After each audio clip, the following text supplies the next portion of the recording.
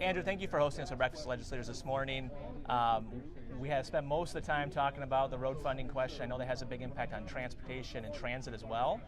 What's been your takeaway from the discussion this morning? Yeah, there's no doubt in Michigan that we need to fix the roads, and we are completely supportive of that. But at the same time, one of the big parts of fixing the roads is being able to maintain them, and that includes reducing wear and tear.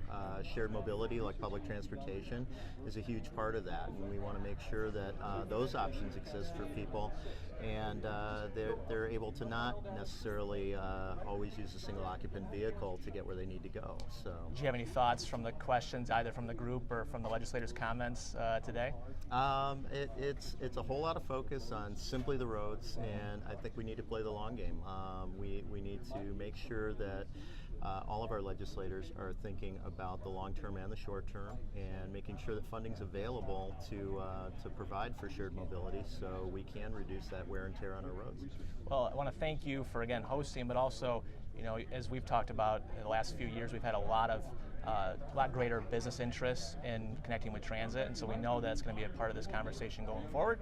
And it seems like we have a long discussion ahead of us, so I want to thank you for your partnership on this. No, we enjoy the partnership.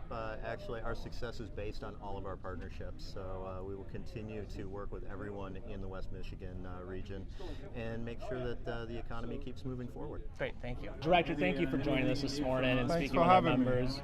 What's been maybe the message that you shared with the group today? Well, again, I think the slide that I showed about if you don't spend the money now, you spend a whole lot more in the future. It's the critical message I really wanted to get across, that 45 cents may seem like a lot of money right now, but if we don't do anything, I mean, you saw that graph. It's a ski slope graph. It's going down, and the cost of bringing a poor condition roadway to good and fair, it's a whole lot more money.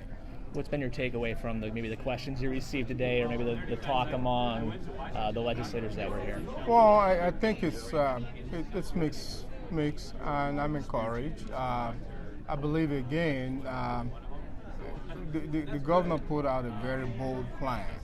This is how much it's going to cost to fix the problem. But she's also challenged the legislatures and anybody else out there, quite frankly. If you have a better plan on how to get us there, she's willing to listen. So again, I think this is a very good and healthy debate to have because it affects the economy of the state if we don't do anything.